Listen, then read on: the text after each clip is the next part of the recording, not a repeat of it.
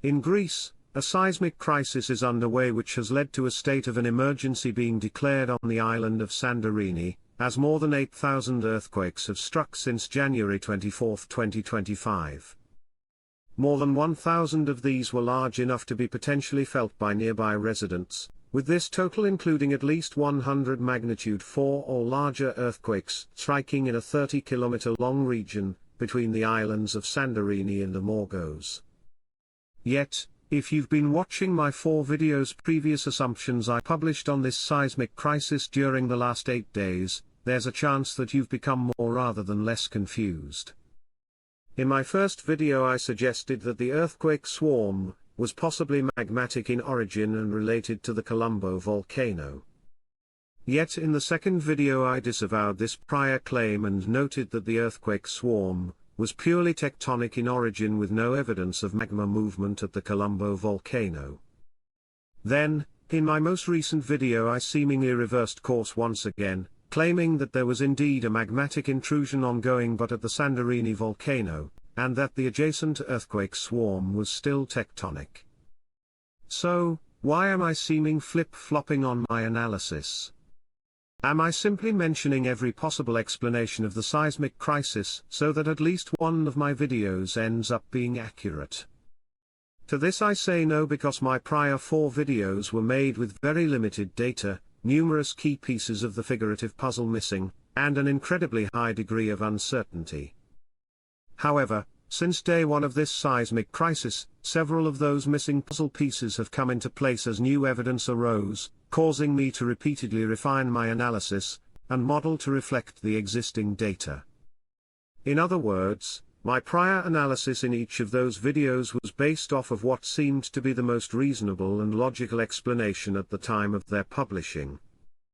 This is how science works. It is not a stationary object which can never change if new data repeatedly contradicts it. Initially, I thought that the earthquake swarm was magmatic due to its proximity to the Colombo volcano, and detection of spasmodic tremor events which seemingly indicated the movement of gas likely from an intrusion of magma somewhere in the vicinity. At that time, a magma intrusion explanation seemed the most plausible. However, official statements came out over the 2 days following the publishing of that video which ruled out a purely magmatic origin for these earthquakes, and I agreed with this assessment after taking a closer look at the earthquake swarm locations. I noted that the earthquakes, while initially close to the Colombo volcano, did not occur in the correct location to be truly magmatic in origin, with historical examples of actual magmatic earthquake swarms at each volcano. Also, not only did the earthquakes seemingly parallel and match a series of known regional fault lines, but similar albeit less intense earthquake swarms had been observed in the past, such as during 2019 southwest of the Santorini volcano near Christiana Island. That swarm contained possible tremor as detected by a regional seismometer, which I attempted to explain away as merely gas or heated fluids triggering slow slip event earthquakes.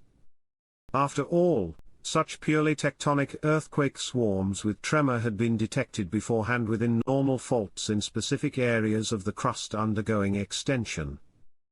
Since the Santorini-Amorgos shear zone was undergoing similar extension, it seemed like a good fit for the data.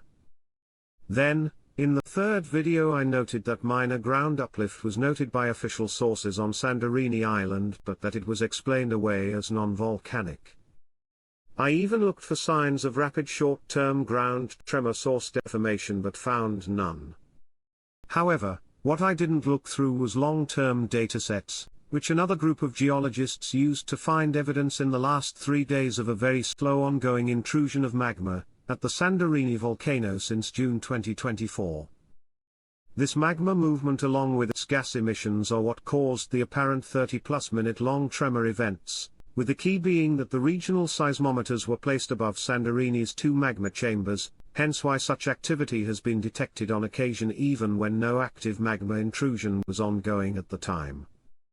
So, based on the current evidence, we have a truly purely no eruption tectonic earthquake swarm, which may have been initially triggered by stress transfer related to long-term uplift of a magma intrusion pooling at 6 km depth since June 2024, which just took until now to trigger a major series of seismic events. No magma movement is occurring at the Colombo volcano, and the Santorini magma intrusion is almost certainly not going to cause an eruption based on the modeled volume of its ongoing intrusion. I hope this can allow you, my audience, to understand why my analysis has changed over time. As with the additional progression of time and the arrival of data, our understanding of the cause, nature, and expectations of the seismic crisis will become more and more accurate. However, even right now there are still a few missing puzzle pieces to solve, such as why such a strong earthquake swarm took this long to be generated, or why exactly it is so much stronger than the 2011 to 2012 intrusion at Santorini, which was linked with the influx of 1.4 million instead of 750,000 cubic meters of fresh magma a month. I hope this helps you understand my thought process. Stay tuned for more updates.